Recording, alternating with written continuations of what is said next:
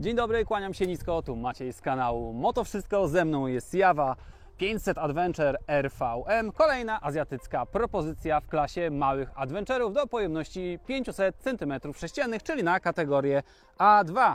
Zapraszam Was na materiał o tym motocyklu. Tak jak patrzycie chyba na pierwszy rzut oka, wydaje się, że jest do czegoś podobny. Zaraz o wszystkim sobie powiemy. Serdecznie Was zapraszam na ten odcinek. Będąc na Warsaw Motorcycle Show, miałem okazję porozmawiać z prezesem Jawy w Polsce i ten motocykl sobie obejrzeć i go podotykać. Co prawda rynek jakoś bardzo na niego nie czeka, dlatego że Jawa w ogóle nie jest kojarzona z segmentem motocykli adventurowych, natomiast ten model należy traktować jako uzupełnienie gamy motocykli, które w zasadzie w doskonałej większości są klasycznymi propozycjami w nowoczesnym wydaniu. No i teraz, zabierając się za tego adventurka, chyba Jawa postanowiła mieć wszystko w ofercie, co jest tylko możliwe, łącznie z motocyklami adventurowymi. No i stąd pewnie kooperacja z wieloma innymi markami, dlatego że ten motocykl mało ma wspólnego z Jawą i z jej korzeniami. No i teraz, tak jak na niego patrzycie, tak jak powiedziałem na początku, przypomina zupełnie inny, już Wam wcześniej znany motocykl. Tak jest, bo to jest Kowe 500X. Wygląda dokładnie, ale to dokładnie tak samo. Sprawdziłem podzespoły, wszystko generalnie wygląda tak samo.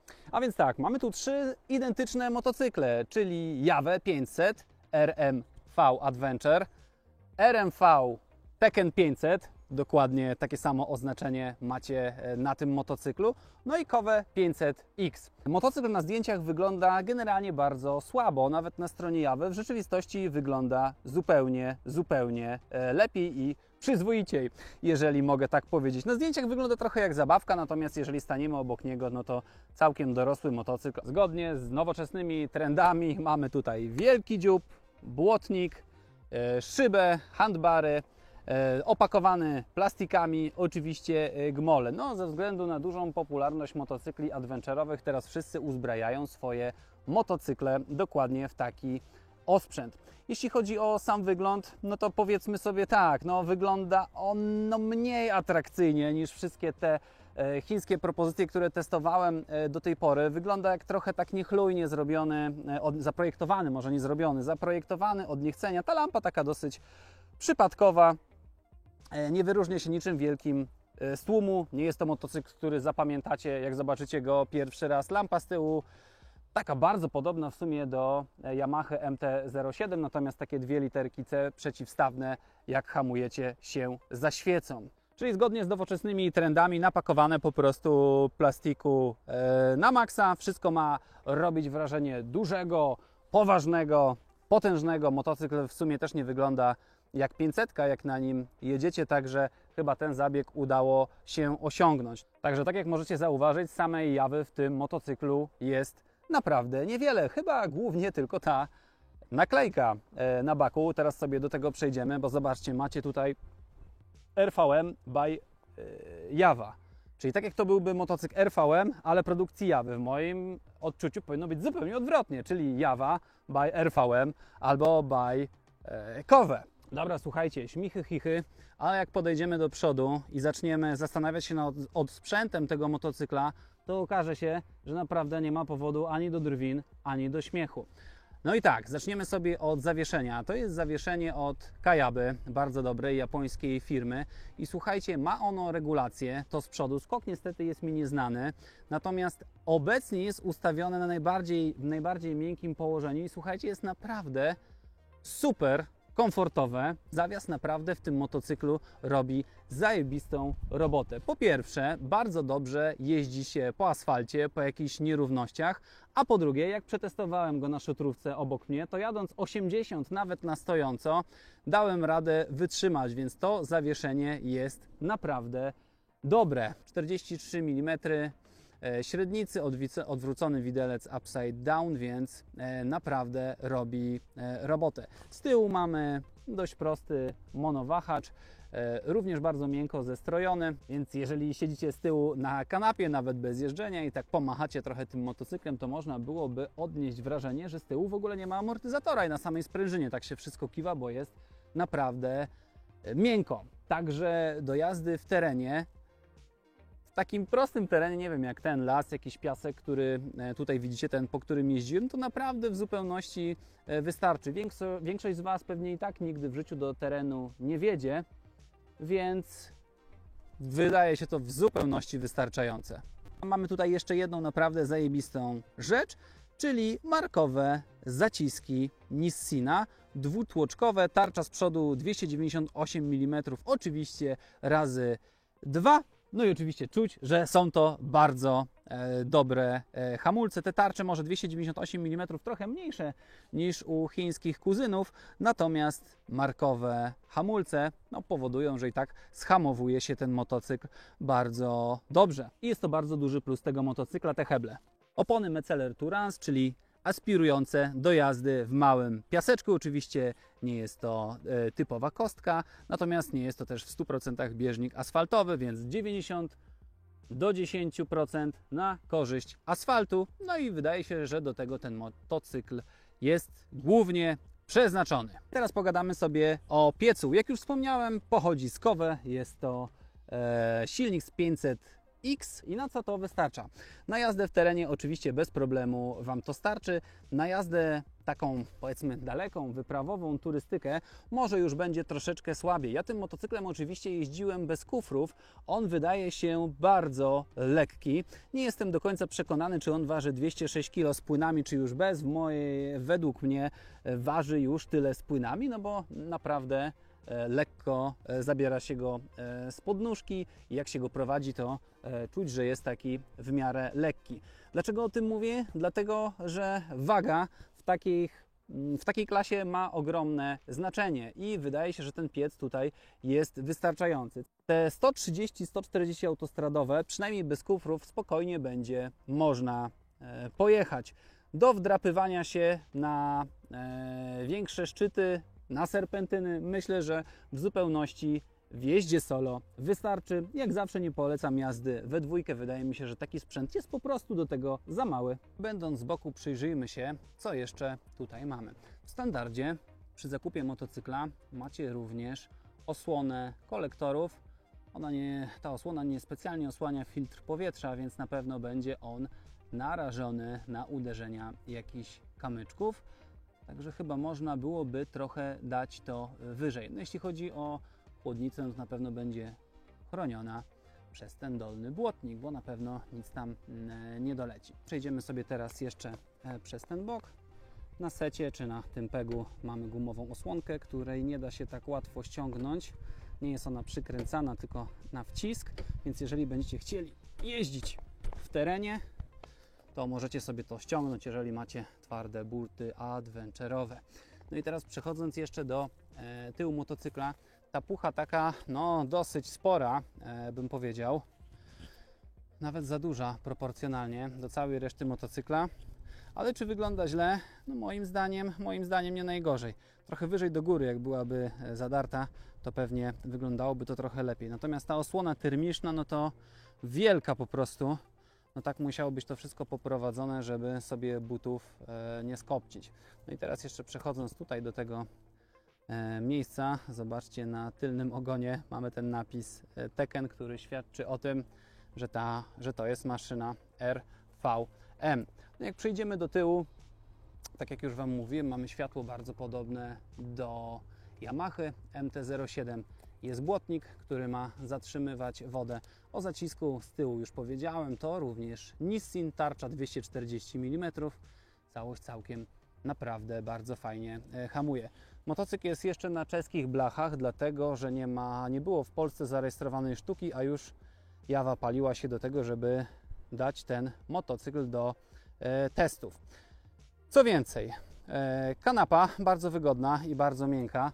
Teraz te nowoczesne gąbki to one są takie trochę, przynajmniej w dotyku na pierwszy rzut oka, jak żel. Jak się siedzi, naprawdę jest wygodnie. Na te krótkie dystanse do 100-150 km naprawdę jest w porządku.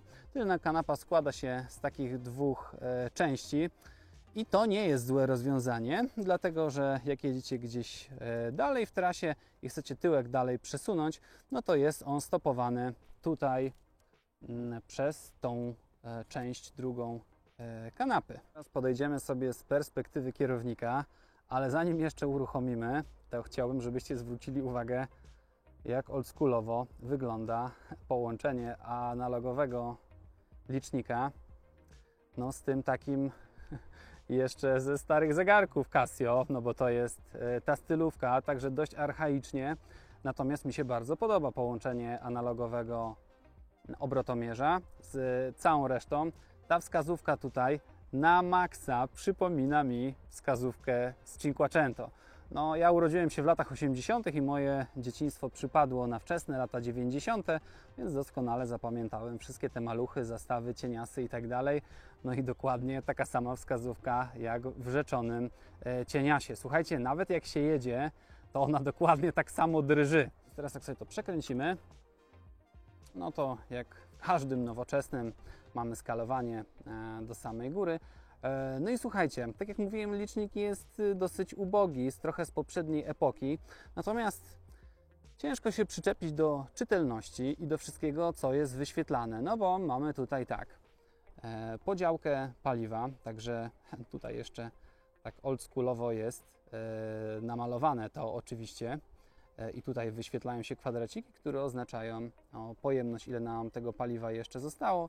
Mamy godzinę, mamy średnie spalanie 3,8 litra, co jest dosyć zaskakujące, dlatego że ja tego motocykla nie oszczędzałem, a przejechałem nim już około 200 km i w moich rękach pęknie pierwszy 1000, więc wydaje się, że to spalanie bardzo dobre. No, w tych chińskich sprzętach, które sprawdzałem, było zdecydowanie więcej, było 5,5 litra.